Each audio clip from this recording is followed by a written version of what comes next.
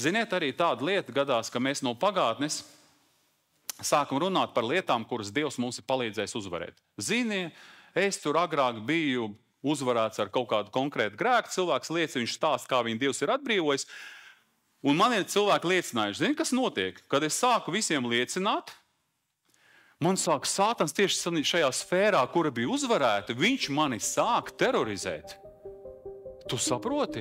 Un man jautā, ko man darīt? Un zini, atklāts grāmatā 12.11 ir teikts, viņi to ir uzvarējuši. Ar tā jēra asinīm, ar liecības vārdu un nav savu dzīvību mīlējuši līdz nāvei. Tātad tev ir jāstāv stipri, jo Sātans dzird, ko tu liecini.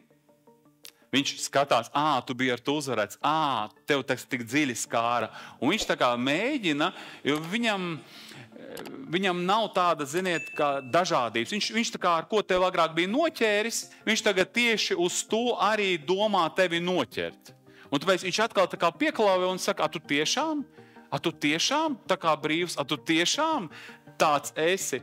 Un Dievs pieļauj to, ka tev atkal tā kā mazlietiņi pakrata un tā kā bišķiņi tevi pavilina. Bet, zini, kas ir? Tev iekšā ir atklāsme no Bībeles, tad kas tas vispār ir bijis un ko Dievs ar to ir izdarījis. Tāpēc te teiks ne tikai ar savu liecības vārdu ir uzvarējuši. Ko nozīmē liecības vārdu uzvarējuši? Ka mums ir jāstāst cilvēkiem. Mana brīvība ir, ka es varu sākt stāstīt. Zini, es agrāk nestāstu. Es agrāk teicu, man bija bailes bērnība, es biju ļoti nobiedēts. 11 gados māsa bija parādījusi grāmatu, kur tur bija rakstīts kaut kāda okultā grāmata, kur pa manu dzīvi bija pateikts, un es no 11 gadiem tā nobijos par savu dzīvi, ka es dzīvoju drebēdams.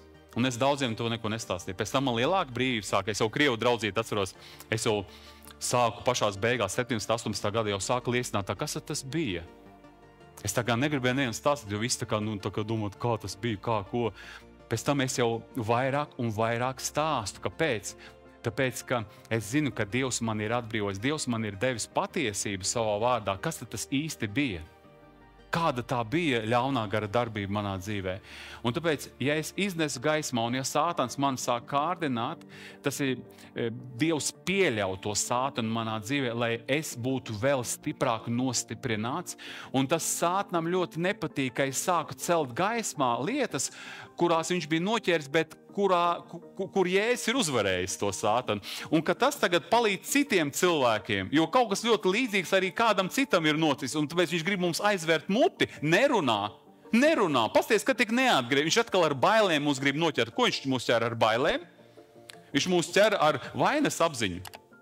Un tāpēc te ir vēlreiz, es skatos cilvēkiem acīs ar savu liecības vārdu, un es saku, Dievs mani ir atbrīvojis. Jēzus ir mans atbrīvotājs. Saproti?